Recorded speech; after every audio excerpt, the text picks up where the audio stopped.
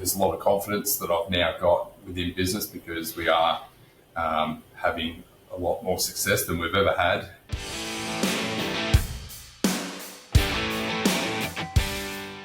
Hi everyone, Rob Kropp here from Pravar Group, and welcome back to another episode of The Trade Den. Good to have you back, Dan. It's always good to be back with another client story. I love these, so it's going to be a lot of fun today. Yeah, should we give Andy Clyde from Inline Cabinetry a big warm welcome to the den? I would. Cue the sound effects, cheering, clapping. Hey Andy, how you going? Hey guys, thanks for having me on. I'm looking forward to today. Yeah, we're really grateful for you to be able to come and join us today for another episode here, and really looking forward to getting stuck in with you. Yep, looking forward to it too. Thanks, guys. Hey Andy, as we said, welcome. Let's do our start, the usual start for our client stories. We love this. We want to land everyone with you about who you are, what you do, how long you've been in business, where you do it. Just give us a little bit of a roll call on that, and then we'll kick in. Yeah, so I'm Andy Clyde. I'm the owner of Inline Cabinetry based out of the eastern suburbs of Melbourne. We specialise in the residential space, in the mid to high-end range architectural work. We do quite a bit of our own private works, and we've got a few commercial builders as well that we do a lot of work for that are in the government sort of space. So, yeah, we've got a good variety of work, yeah.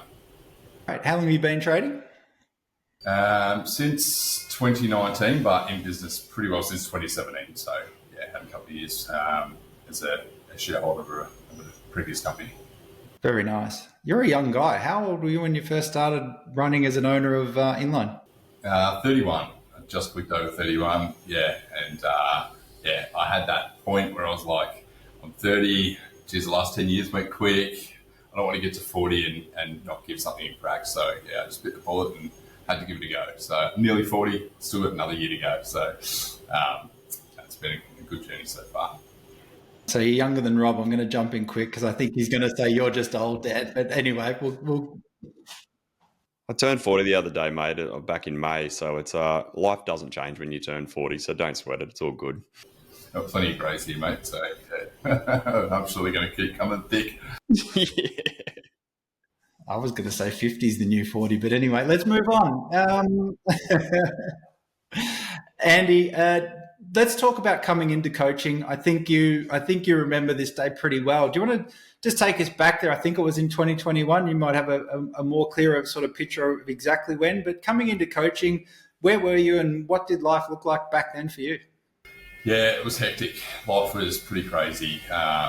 2021, we had just moved into a new factory after outgrowing the previous factory. It was a team of 6 back then. I was working 80 plus hours a week, getting up very early, getting home. I was trying to get home for 5:36 so I could at least spend some time with the kids and my wife for dinner. There'd be a couple of hours there before I'd be ushering them back into bed so I'd get behind the computer and keep working again until all hours of the night. So it was a really crazy, busy time then. Yeah. How old were the kids at that time? They were really young, weren't they, from memory? They were, yeah. So youngest, what was that, 21? Youngest would have been 3, and then right up to 8, 7 or 8. We've got 4 kids. But yeah, they're all very close together. I like the way you just brushed over 4 kids. It's like, hang on, there was four of you at the time. So that's our dad test. That's our test for everyone we bring on. Yeah, it's tricky to remember them all, but yeah. The challenges, as you said, sort of coming out of the business where you were a shareholder, those challenges that you were experiencing were sort of common, but there was a pressure over and above that in terms of what you were facing at the time. Without going into all the details of that, just sort of what pressures were you under, not just in terms of being a dad or trying to get your business out of the ground and trying to find your feet in the industry. What were just some of the other climates and things that you were dealing with at the time? At that time, it was just crazy all the time. So I didn't really have time to think about anything. It was just I was always on this mode of just do work. I'd see work, do work, and it's just constant. I never had time to really think about anything. So kicking off Inline, off the back of the previous company that I was with, I had spent a couple of years building the cabinetry wing of this particular business up, and then in that time, that particular builder that I teamed up with had been dodging the books and using the cabinetry money to prop up the building wing. And in that time, we owed a lot of suppliers money, and we couldn't basically afford to pay them. So once I worked out that where all the money had been just getting swindled out of the cabinetry side of things and pushed into the building side and to prop that up and whatnot, I sort of pulled the pin on that business. I couldn't keep working under that sort of pressure, and I had no. I couldn't drive anything.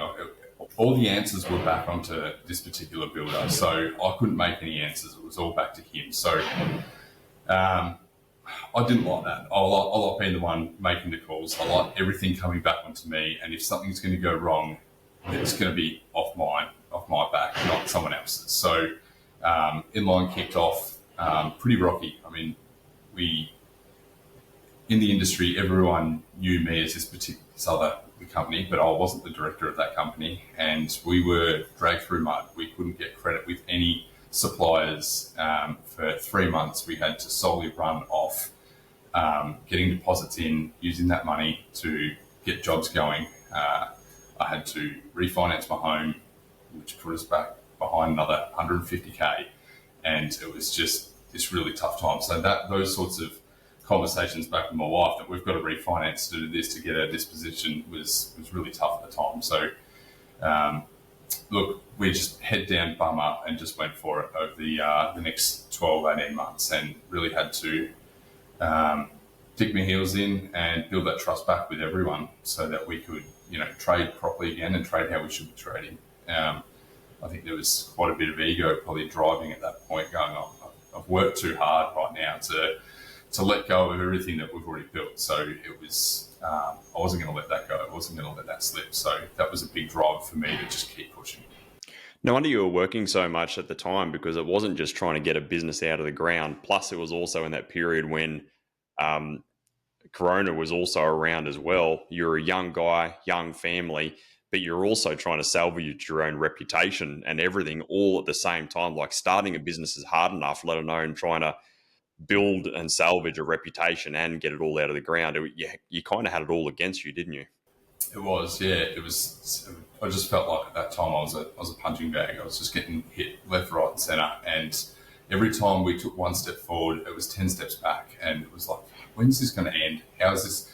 We can't just keep going on like this. And yeah, we got to a point where it was like, I've been following your page there for a while, Rob, and I was sitting there one night, 9:30 at night, Sunday night, and I knew I had to get to work the next day, and I didn't want to get up and go to work. It was just, I knew I had to keep showing up, I had to keep going, but fuck, I didn't want to. And that's when I reached out. I was like, I need help with the next steps, and I need to be shown how to get where I want to go, because I don't know how to get there. It takes a lot of courage to be able to reach out by someone like that when asking for help is hard enough, but when you're in a pretty dire strait, it takes a lot of courage to be able to put your hand up and acknowledge you need help, doesn't it? Yeah, absolutely. I mean, us as tradies, we're good at what we do, and then, understanding the business side of a business and numbers and leadership and managing and all that sort of stuff doesn't come naturally to us. And we need to be trained how to look at these certain pillars to be able to run a successful business. And yeah, we've learned exactly that through the Pravar programs.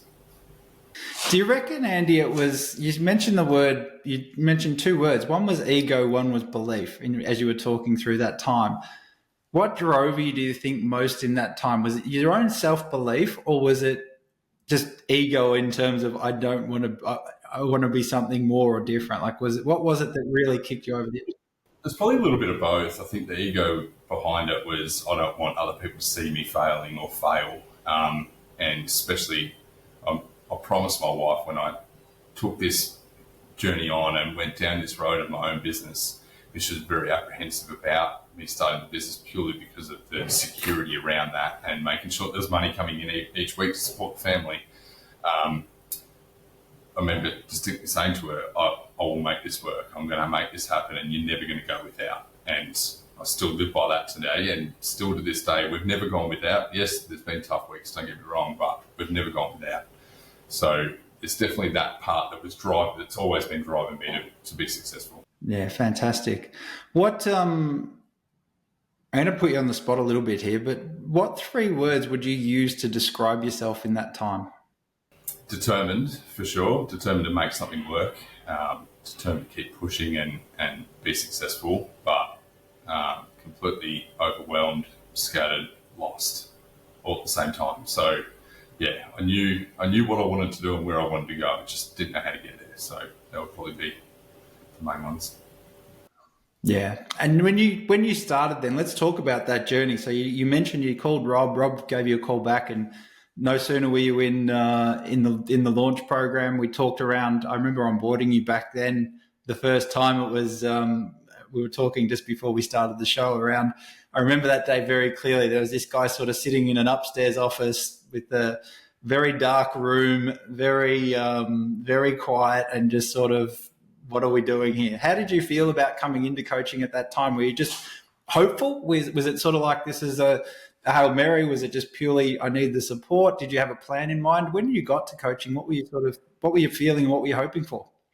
To be honest with you, I didn't even know what coaching was. I hadn't even really looked into it. I'd just seen Rob's videos coming up on Facebook saying, are you in a construction business doing this? And everything that you put in those posts just saying straight, like, so true to me. It was exactly where I was. So I was quite skeptical about the whole, what is this all about and where's it going to go? And I didn't know, but I was at a point where I had to give something a go because what I was doing wasn't sustainable and I couldn't keep going down this road. So that very first call with Rob was, I was at a point where it was like, I'm shrinking back to just me and an apprentice, and I'm just going to go back to being small, or I keep going, but I don't know how to keep going. And Rob made it very clear to me that I was on the right path. I was on the right, I was doing the right things.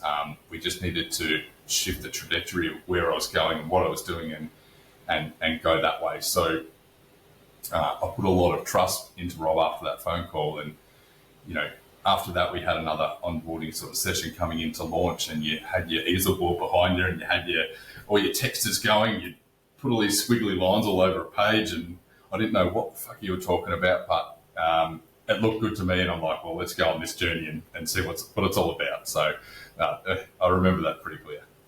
Awesome. Can you remember the first, let's talk some of the early moves then that you made, like you coming in, you don't know what to do. Can you remember what the sort of first focus or lever was that you were trying to pull in those days? Well, at first it was just probably a lot around mindset. It was just getting myself out of this hamster wheel rat race that I was in, just going round and round in circles and stopping and actually thinking about what we're doing and being a bit strategic about which way we're going to go, rather than just letting it all happen and hoping it's all going to work out in the end. Putting an action plan into place and having a bit of a path to follow was pretty massive early on, which then set me on the journey at that point, still working ridiculous amount of hours, that we needed someone to help me with the quoting and in sales, because I was taking 3, 4, 5 weeks to get back to clients, and we were losing jobs because I was taking too long to get back to people. So I've been speaking to one of our builders, and he knew of someone that wasn't happy in her job, which was a competitor of ours, and he had a number, so I just gave her a cold call and just said, hey, can we come in for a chat? And still to this day, I've got Carly on board, and she's been an absolute gun for us, and she's a big part of the reason why we're landing where we are at the moment. She's been unreal. So the first big lever was the sales, and getting quotes back to people within 2 to 3 days rather than 3 to 4 to 5 weeks. I like that. And again, if you're listening and you've been listening all along, that theme of getting some structure is really important. I think the other one, Rob, is the idea that Andy just spoke about, of having an outcome in mind, a bit of a plan before you start. Otherwise, you're doomed to stay stuck in that hamster wheel. Yeah, definitely. I think we see this a lot with clients when they first come on board. They know they need to change, but they don't know what to change. And I think it's just getting a roadmap in place is the key, because just having the clarity of what to do in what order and when creates momentum and helps you move forward. Because when you're feeling stuck and trapped, you create an element of confusion. And when you create confusion, it creates inaction, or you just keep reverting back to what screams the loudest. And I think that's where you were, Andy. You knew you needed to do something, but without that plan, you were kind of just reverting back to whatever screamed the loudest, weren't you? Yeah, absolutely. That's exactly it. Whatever was screaming the loudest got the attention. And at this point, I was getting a lot of backlash on not getting pricing back to people, and builders going, "Oh, bugger it, we're going elsewhere. You know, we can't wait around for this." So that was screaming, and that's what we went for. And it worked out great. It was a good first lever to pull. And then I think the second one, once you got that under control, you started getting the quotes out the door, then it became a production issue. Then it became a real crunch in terms of, well, how do we're starting to win work. I'm starting to get on top of this. Carly's come in and she's a gun, so this is all good. But COVID sort of ending, things are picking up. You had to pull some other levers in terms of your production capability and the equivalent of your ground crew. Yeah, absolutely. And we had a couple of guys here that ended up moving on towards the end of 2022, which sort of made me change my perspective and what we needed as well. So these guys have been great for me for the first few years, but they weren't probably the right guys to then push us forward. We moved on, and the next big lever that I really need to pull was the drafting and the set out guy that I had here. So yes, we got a couple of other tradies on the floor, but I needed someone else really skilled to be able to take a big weight off my shoulders and be able to do this job at the capacity that it needs to be done at, because I wasn't doing it at the capacity it needed to be done at. So, towards the end of 2022, we landed Lawrence, who's still with us today, and is an absolute gun at what he does. I feel that position single-handedly changed my life in terms of my personal life. And had I not been in coaching, there's no way I would have hired this guy, because I would have been like, nah, I can't afford that. I can't do that. This is me that has to do all this. So,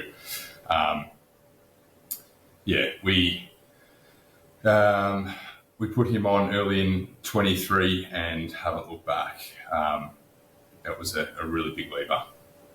I think the other one, Rob, there's a nugget in there. I'm sure you're going to jump all over this, but that idea of what got you here isn't going to get you there. That is before you even find a Lawrence, before you do this stuff, that recognition that, hey, we got to this point, yes, but things still have to keep changing, moving. Progress has to happen if we're going to stay on track with our plan.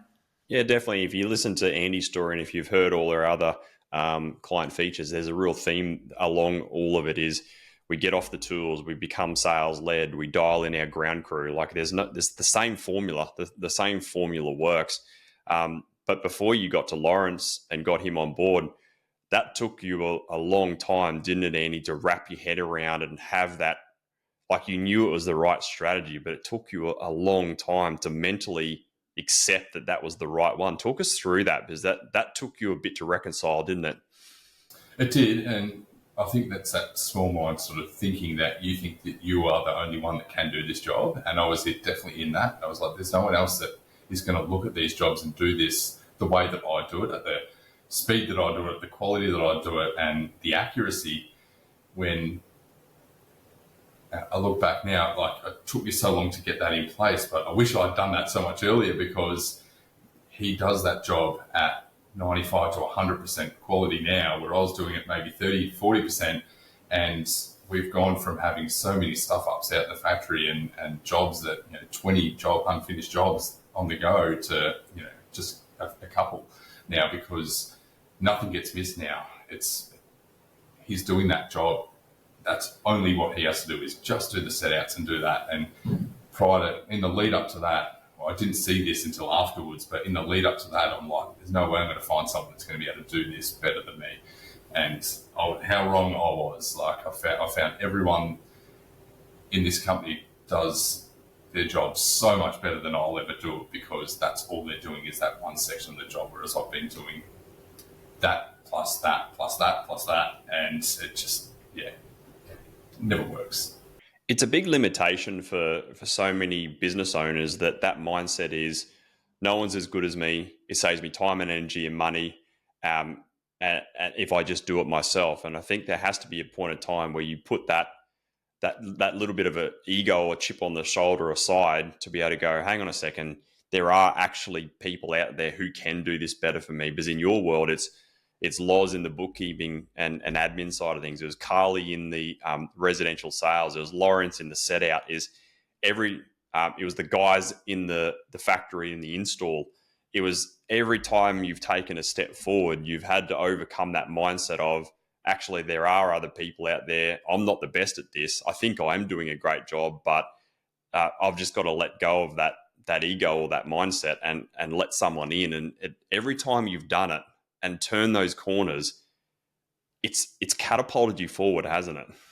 Oh, absolutely. I mean, 3 months after we put Lawrence on and in play, I then got wind of a project manager for another company, and same thing, cold called him. I was like, we had just won this massive job up in the country, and I needed guys to be able, like quality guys, to be able to help do this. So once again, cold called him, got him on board, and within a couple of months of Lawrence starting, we also then had a project manager. So I then had people around me to be able to help me and support me rather than me do everything. And that there, my life completely changed. I went from working 80 plus hours a week back to, 40 to 60, back to 50, and then, settling at that sort of 40 at the moment. So it's been huge.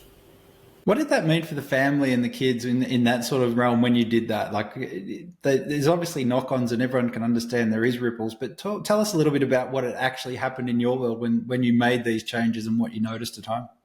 Yeah, so prior to making these big structural sort of changes to the company and doing all those hours, Maddie at home was at a point where she wouldn't even call me to help, drop the kids off at their sports or get to birthday parties or activities or anything like that, because she just knew the answer was going to be, nah, you're too busy. So she would be always going to her parents or her sister or finding anyone else around her that can help her out and support her with 4 little kids. Like,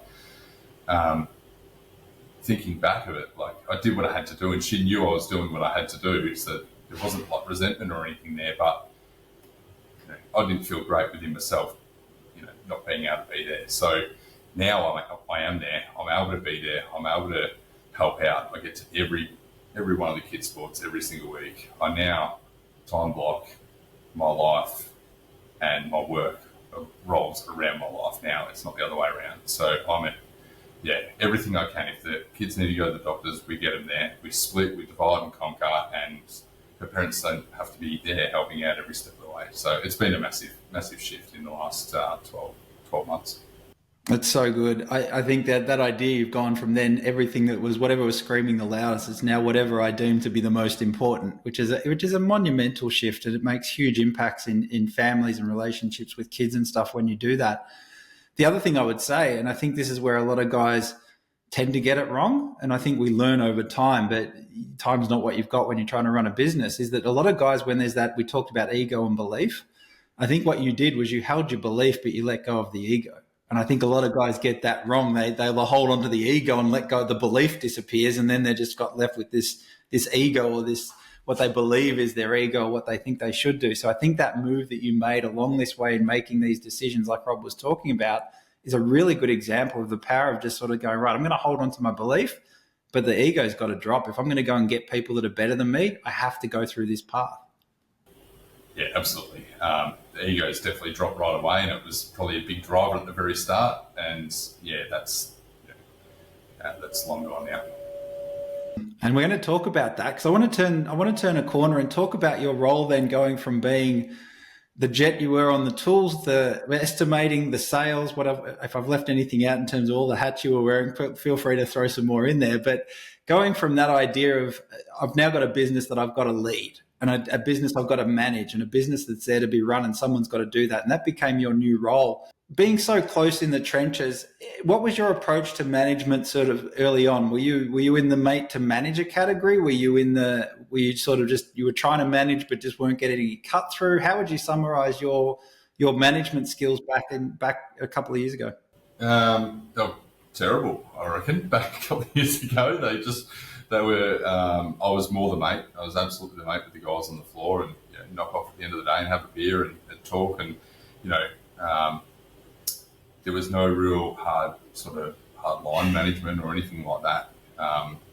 There was things I didn't accept or whatever, which I definitely brought up. But I was definitely in that mate space rather than the manager, and I had to go on that journey to change that. And that really changed probably towards the end of 2022 when I had a couple of guys leave that, I was mates with, and we brought in, new people and new structure, and I couldn't keep going down that path if we were to grow into a company. I had to lead and manage them as we were paying them really good money as well. Like it's not like you're paying an apprentice or anyone to do these roles. You're paying out the good money, so that has to be managed for us to be successful. Looking back, as you start to make that transition, then you get quality people, and you've got to step up your game, obviously. What was some of the hardest things about dropping the mate piece? What did you take out of it in a management sense from coaching? So far, you've almost been less than perfect in terms of how you've executed on the journey, I think, Rob, it's fair to say. But just what did you take out of those initial sort of mate to manager conversations where you've got to go from trying to just keep everyone happy enough so that they're showing up and doing their job and they smile and we all get along, to actually having a plan to manage a business? How did you do that? Yeah, it was tricky. I think that's a real personal journey that you go on, and you learn to go from that mate to being the mate, to having those hard conversations with your workers and your guys that aren't performing or are performing. And I think that's a real within sort of journey that I went on myself, and read up a fair bit on it and lent into the Pravar coaching structure to really self-develop that skill. And I'm still honing that now. I'm not nowhere near perfect at it, and that's still a growth thing for myself that I'm going through. What was your first thing that you got that you sort of thought, I think I can manage this business? And be in mind, we're talking management, right? We're talking about numbers. We're talking about hard conversations. What was the thing that you sort of thought, I'm going to be all right at this? I think once I had the operational structure around me and things really started to kick into gear and start working and start moving, you start then believing that you can run a bigger company, you can do more. And before that, there's a lot of self-doubt. There's a lot of, I can't run a business of 20 plus people or anything like that. So once things started kicking into gear and started working, you start then believing that you can manage and you can do. And, I still sit here and count my lucky stars of, how good our team is and the support I get from the team. So yes, I've got to manage them, but they're also very driven people as well that, have high expectations of themselves. So, and they all want to do best for the company as well. So that's been, a big part of the change, I suppose. Excellent. Talk to us a bit about numbers side of management in terms of what you learnt numbers wise and coming into, you've got the people skills, obviously. And you're right on that journey. Numbers wise and what you had to learn there, was there a big gap in terms of numbers for you and financial management? Yeah, huge. Coming into coaching, same thing I thought I knew how to read a P&L, didn't know how to read a P&L. Did I have cash flow management, pipeline management? We had a little bit of an Excel spreadsheet that we used to do ourselves for pipeline and what was coming up, but nothing to the extent of what we got now. So, my financial aptitude was terrible, and it's something that we've learned a lot in this journey so far. And I used to hate it. I used to actually hate the numbers because they were terrible all the time. But we're on the other side of that now, and now I'm purely in a management position that I'm not on the tools at all. I'm looking at these numbers all the time, daily, weekly, monthly, and assessing where we're at all the time. And I love it now. It's something I didn't think I would say, but I love it. This is, where I've grown into, and I'm really enjoying it. Rob and I are both smiling very widely at that comment. It's so good to hear. You've got to learn to love it, don't you? Especially around coming from a tradie, getting off the tools and starting to run a business. You've got to, we say to clients all the time, you've got to learn to love your new role. But that's kind of what you were alluding to there. You've got to learn to love to manage people and have the hard conversations and think strategically and know your numbers. It's a whole new role. It's a whole new persona. It's a whole new way of doing things. And you've got to you feel like a bit of a fish out of water at the start, but you got to learn to grow into it, don't you?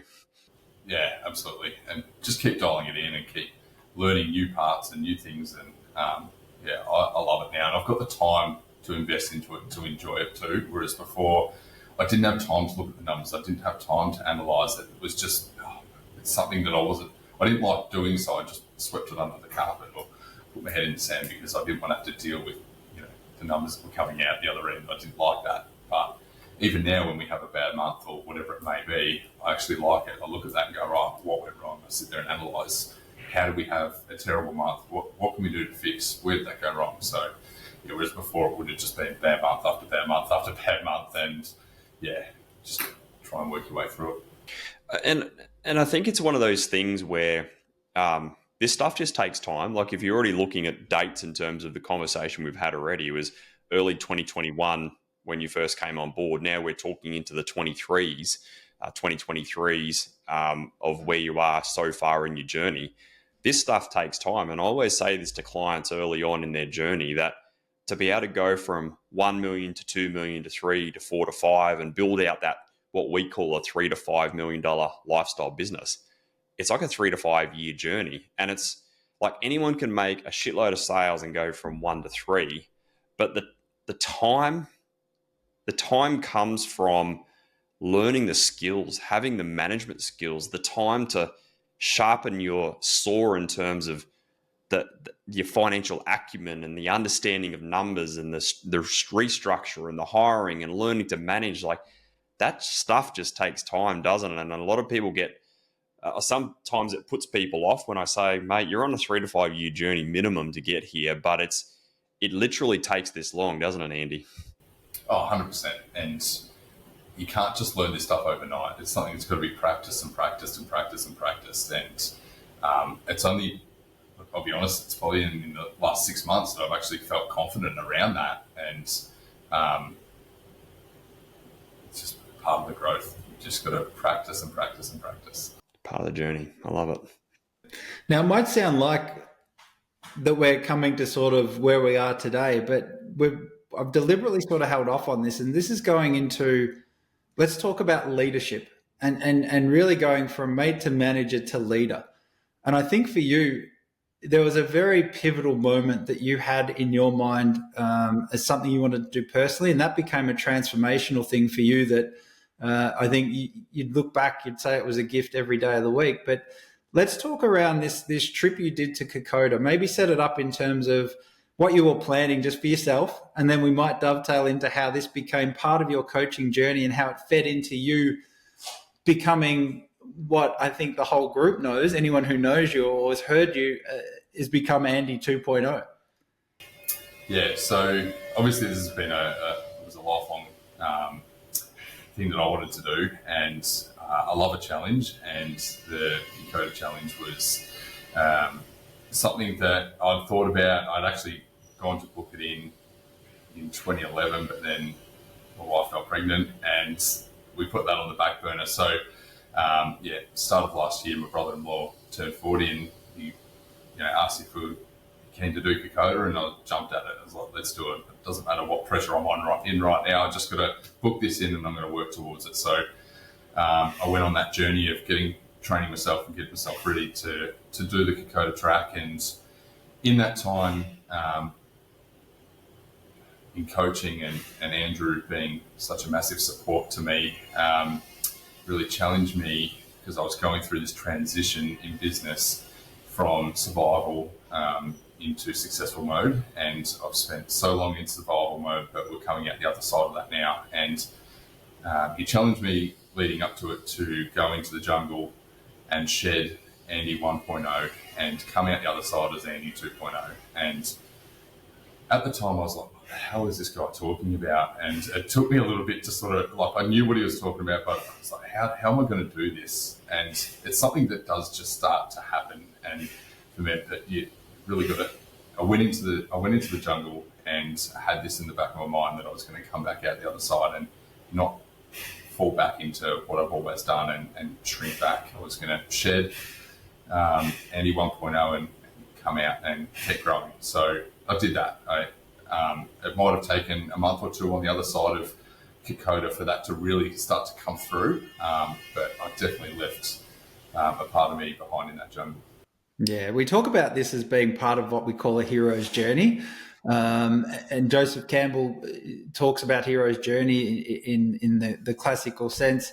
He came up with all of this sort of stuff. And the hero's journey is literally the life cycle of almost every hero story you can think, from Star Wars to the Hunger Games and all that sort of stuff. They all follow the same trajectory. And that is, there's a challenge, there's a new world that you get offered to go and be a part of. For you, we used Kokoda as that, or Andrew did, your coach Andrew.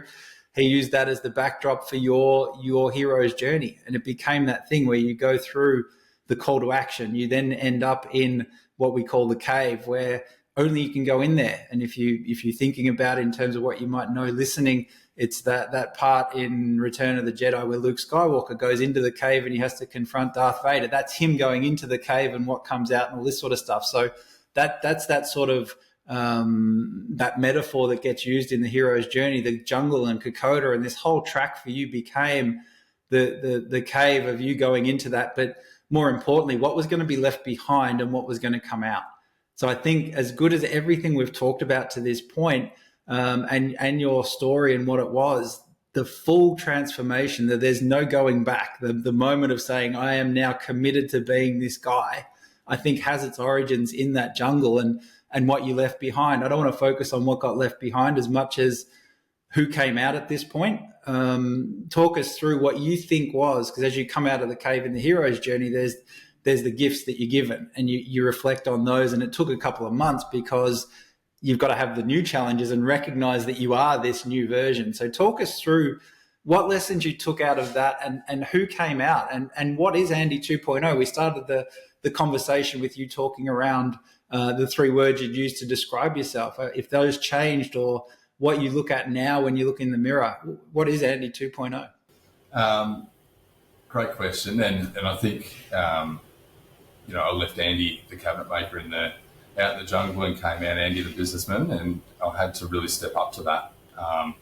And there's a lot of confidence that I've now got within business, because we are having a lot more success than we've ever had. And there's been other little changes along the way, in terms of, you can change in your own mind and your headspace, but you've also got to change physically as well, in terms of how you dress and show up to work. And prior to going to Kokoda, I was still dressing as a tradie and one of the boys, and I don't now dress as a tradie or anything like that. I had to really change that identity coming out as 2.0, and the boys gave me a bit of shit for what I was wearing and all the rest of it, but that's fine. Like, I just had to brush that off. So they understood that I am now Andy the businessman and not the cabinet maker. I'm not to jump down there and help out when I can now, and they need a leader at the front of this company, leading the company, not being someone that's actually in the business and working in it. That makes sense. Makes absolute sense.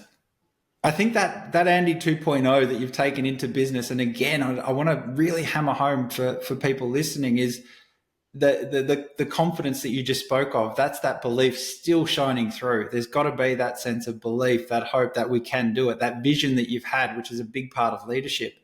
How did it show up, not just in business, but at home? You come back from Kokoda, and are you this different guy? Like, Maddie, was she like, hang on a sec, something's changed, nothing's changed? Was it just more of what she already knew? How did it sort of play out when you on the home front? There was pretty big change on the home front, in terms of, I would still take my computer home every night, and I'd still put that in the office, and then kids would get to bed and I'd still jump in and do a little bit prior to Kokoda. So there's a big shift there that I made. That was the end of doing that sort of thing at home. I wasn't going to go home and work anymore, so I left the computer at work, and now my office is just a room that's full of everyone else's crap. So I can't actually get in there to work now, so it's good.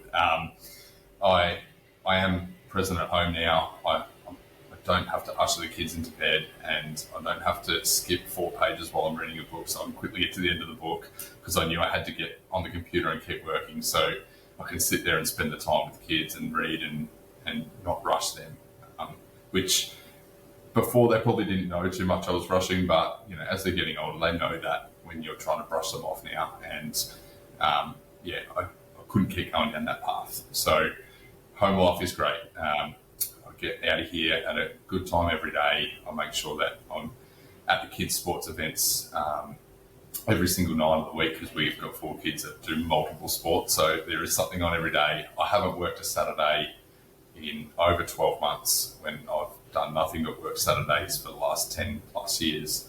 I'm home, I'm around, I'm there to help. And if I get a phone call after 5 o'clock that's work, even as I'm home, I generally just goes to the voicemail. If someone's called me 2 or 3 times, yes, I'll call them back, but otherwise I can wait till tomorrow. And my phone has gone from ringing, 80, 100, 120, 150 phone calls in a day to 5 phone calls a day maybe now. Yeah, it's huge. That's brilliant. I think coming out the other side, there's no question you never want to go back. So I'm not even going to bother asking you that. What I might do is ask if you could be talking and just picture someone listening to this who's thinking, shit, I totally am grooving with where Andy was and I totally want to be where Andy is. What would you say to them in terms of maybe having the courage to do it? What would be your advice to that person? How would you talk to someone if they came to you and just asked for your take on what to do? I couldn't speak any more highly of business coaching. And the first thing I say to anyone that's in a struggle like that, I'm like, get yourself a coach and get yourself some help because you can do it. And if you told me 3 years ago that this is where I'd be sitting now, there's no way, I'm not going to be there. But it's only 3 years and 3 years goes really quick. Like I can't believe that I've been in coaching for 3 years already and my life's completely changed in that 3 years. Now, had I not done coaching, I probably would have followed the business by now, to be honest, because I couldn't, my family was worth more to me than what this business was. But yeah, definitely get into coaching and you can do it and it's not that long. You just got to put in the work. You got to put in the work. You got to listen to your coaches and follow the path and it works. It really does. Yeah, I love it. And I wasn't definitely not asking that question for you to promote coaching. No,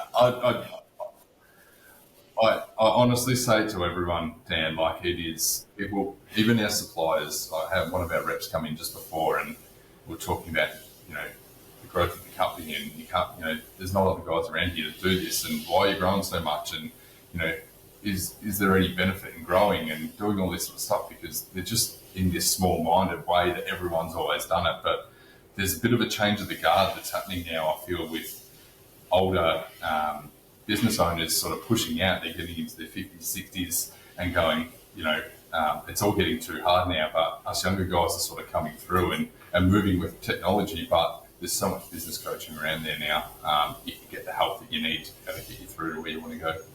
I love it. Really well said. Let's talk a little bit more about coaching now. I think, and again, this is all still part of the journey. I think, Rob, for Andy, there's probably a couple of things. The first one we should talk about is the Breakthrough Award. We talked about it on our episode around the review of our Gold Coast event. Andy winning that Breakthrough Award, I think it was probably one of the easiest awards we gave. It was the first time we'd ever done it, but it was pretty clear cut who should have been the recipient of that award. Yeah, traditionally we'd given out the turnaround award in the Lifestyle Mastermind, our third phase of our coaching. But with our with the quality of clients that are coming through, the great work that clients have come through being in launch, into leverage, into lifestyle, which is the journey that Andy's been through. A lot of guys are now getting their foundations right in launch, their structures right in leverage, and then really building out the lifestyle business that Andy and the other guys are working towards. That a lot of the big challenges that we used to deal with in lifestyle are getting done earlier in their journey. So we had to ditch the turnaround award and we replaced it with the Breakthrough Award, because I think the whole essence of the lifestyle program is to break through and be the leader you were destined to be. That's the essence of what the lifestyle program is about. You can't run a lifestyle business without being a great leader, which is the essence of today's story. And so, yeah, Dan and I put our heads together and we decided to call it the Breakthrough Award, and we could not give it to a more deserving winner. And I think, Andy, that was because 12 months prior, you went through that whole structural change, and then the whole journey of going to Kokoda, coming back to a different guy, and the shift in your leadership was it's almost those 2 years of structural management change and then the leadership journey you went on. It was we couldn't think of a better guy. So what did it mean to you, mate, to be able to get that breakthrough award and stand up in front of your peers and accept that award? What did that mean to you and Maddie? Yeah, look, it was a really humbling experience and something that I'll absolutely never forget. Being recognised for the hard work that you put in over the last couple of years. We talk about this a lot in business, Rob, that it's fucking lonely being a business owner, and it's really hard to do this job. And I went through a lot of really shit times, and to stand up there in front of your business peers and your wife and receive an award in the business sense is, it was really nice. It meant a lot to me. And as I said in my speech, this wasn't just an award for me, it was an award for Maddie as well for the hard work that she's put in at home and stuck by my side the whole way. So, it was really nice. I really admired that part in your speech, because I think a lot of business owners underestimate the importance of having a strong partner beside you. And I know I've seen it in I wouldn't be where I am today in business if I didn't have a solid relationship with marriage with Jack. Like, we would not be achieving what we're doing. And we see that a lot with clients, where it's so important that you have your person beside you, your partner, if you're married or not, that's the most important person in your world, because they ride the highs, they ride the lows, and if you're fighting battles on multiple fronts in business and in relationship, something's got to give. But for you guys to be able to navigate the challenging times you went through in business and to be able to come out the other side stronger and to be able to get where you are today, it's she's the unsung hero in a lot of this, isn't she? Oh, absolutely. Yeah. You just can't do this on your own. You can't have the family life and doing all the things with the kids without the support of your partner or wife. And I really wanted to make sure that she got the recognition of that, because yes, she doesn't work in the business, and that's a really good thing for our relationship, but she needs to be recognised, because being a mum's lonely as well. And when you've got 4 kids screaming at you all day, that's bloody hard work. And she's done that day in, day out for the last 12 years and allowed me to be able to do what I can do here at work. And absolutely, they're a massive part of your journey. Great, love it. The next thing that you've stepped into is our lifestyle leadership group, and I don't want to say stepped in, almost twisted your arm, coerced, whatever we want to call it. But we announced it at our October Mastermind event in Adelaide that you've stepped in, which is big shout out to you to do that. For those who don't know what we do there in launch and in lifestyle, we have a leadership group within our programs, and they're clients who play a leadership role. They uphold our culture. They play a big part from a client side to be able to do all the great things that we do here at Pravar. But it's we're stoked that you wanted to jump on board. It's a testament to your leadership, and we knew that you would play a big role in it, in being the custodian that culture. So big shout out to you, mate, and congratulations for stepping in. It's it's awesome. Thanks, mate. That was really nice to hear that, and to get that recognition. Once again, I feel for people that are listening, 3 years ago, there's no way I would have thought that I could be part of a leadership group within this group of guys and the caliber of guys that are within the group. And I remember coming into the group and looking up to these leaders that were in the group when I kicked off, and thought, oh yeah, these guys are so far ahead in their journey. But when I look back now, they weren't that much further ahead. Like, it doesn't take that long to get to where you want to go. And being one of those leaders now, I hope I can do it some justice and enjoy the leadership journey that I'm going on with this. Before we round out today, it'd be great to be able to get a bit of a snapshot of what business looks like today, because you spoke a little bit about the start, where it was pretty much yourself. You had Loz doing bookkeeping, and you had a couple of guys in the factory and the install team. But mate, what does business look like now in terms of run rates in terms of team and everything around you? What does business look like, just to give us all an appreciation of a snapshot of what the amazing work you've done over the last few years? So just a couple of years ago in 21, we were doing about 1.1 in rev.